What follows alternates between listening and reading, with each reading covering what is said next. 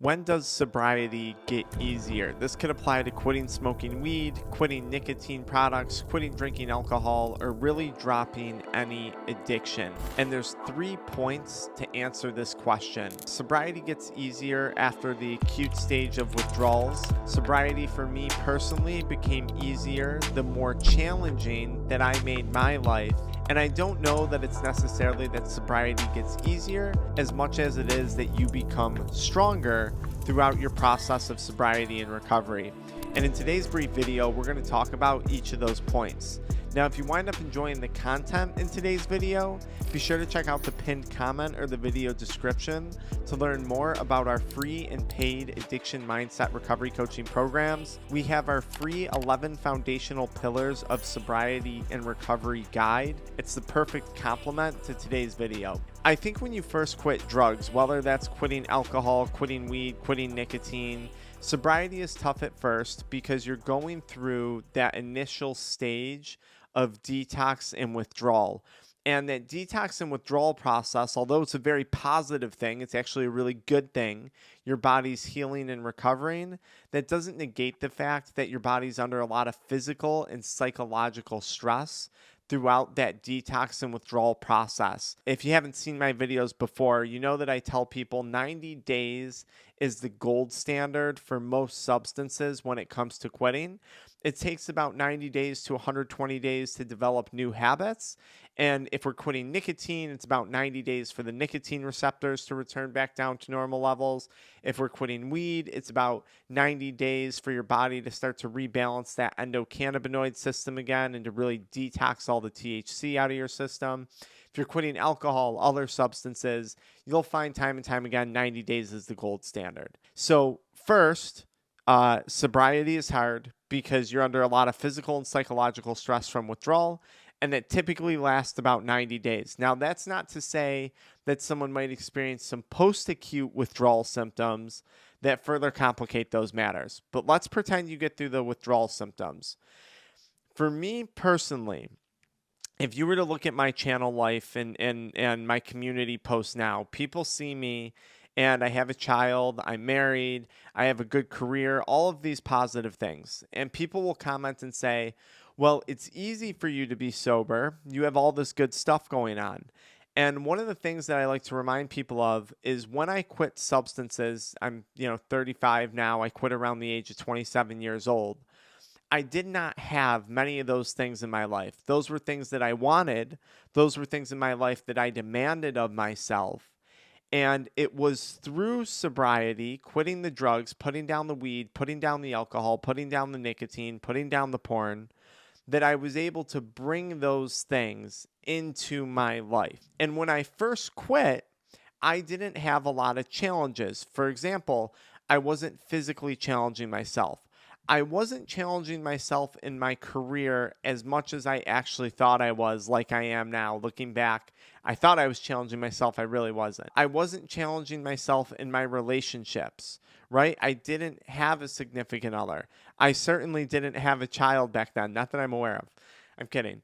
So it's these things, though, that as I progressed in my sobriety and recovery process, as I took on these challenges, which are also good things, the challenge of marriage, the challenge of physical fitness, the challenge of fatherhood, as I took on these responsibilities, more responsibility, more to take on, my sobriety process actually became easier simply because I now have a host of responsibilities to attend to throughout the course of a day.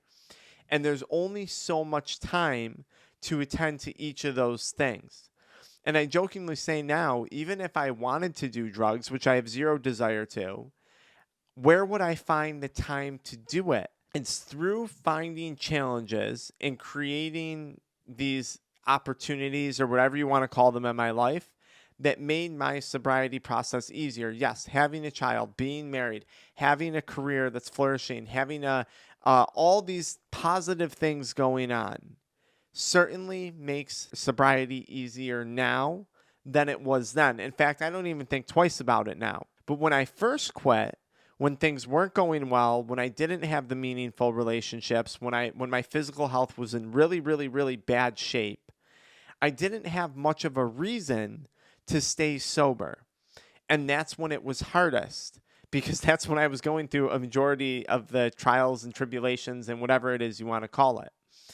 So just think about that. Think about where you're at in life now. Think about where you want to go and the things that you need to do to put those future things in place to make this recovery and sobriety process easier. And if you don't know where to start, again, check out that free download, the 11 foundational pillars of recovery and sobriety, or maybe it's like the 11 pillars of quitting smoking weed. That's going to help you out. As I'm saying very clearly, it's not necessarily that my life got easier. In one sense, it did, because when you suffer from active addiction, everything is harder for you, right? You have less energy, you have more financial strain, your physical health is drained, your mental health is drained. So in active addiction, you might not be aware of it, but literally life is hard. Life is harder for you. Now, when you quit, though, that's not to say that life is necessarily easy. As I just said, it was as I took on more responsibility and more challenges that my sobriety process became easier, but it's not saying that my stress levels went down. Maybe it's the opposite, to be honest. As I learned tools and techniques and tips and tricks and better coping methods, as I developed in this realm of like self-help and self-development, I became stronger. It was through quitting a drug and drugs that I developed more discipline, that I developed more grit, that I developed a higher level of confidence, a higher level of self-respect and self-worth. It was through quitting drugs that I developed those traits that have now made me stronger to face the challenges that day-to-day life throws at a person. Whereas addiction, very obvious now looking back, was making me significantly weaker. It was making me weaker mentally. It was making me weaker physically. It was making me weaker spiritually. It was weakening me, because that's what addiction wants. It wants to weaken us. It wants us to feel helpless. It wants us to feel hopeless. It wants us to feel that life is not in our control. Because when you feel that way, you're going to be inclined to continually reach for the drug. But it was through sobriety, not picking up drugs, pursuing more positive things in my life, that I actually became stronger. And I want to relate it to this on a closing note. It's like working out. When you work out, you're breaking down your muscles, you're breaking down tissues, and your body's actually releasing lactic acid and other inflammatory things. That's why I don't recommend working out real heavy in early sobriety. It's through this process of breaking everything down that you're going to build yourself up to be stronger. It's through all these little micro tears in your muscles and tearing everything down that when you heal, you come back stronger than you were before, right? Sobriety is a very similar process. We're going through withdrawal, we're breaking down, and if we're doing it right, we should absolutely be coming back stronger than we were when we started this whole addiction process, because we don't want to return exactly to the person that we were, because that's the person that got us into addiction in the first place.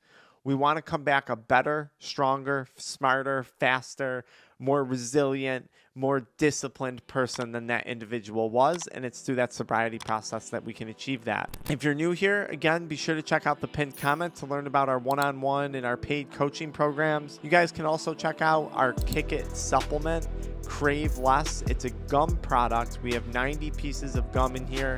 It's to support a healthy craving response, a healthy stress response. You can find my WhatsApp number in the pinned comment in the Stan link. If you have questions about our programs or our products, please reach out and ask. I'm happy to answer them. Until next time.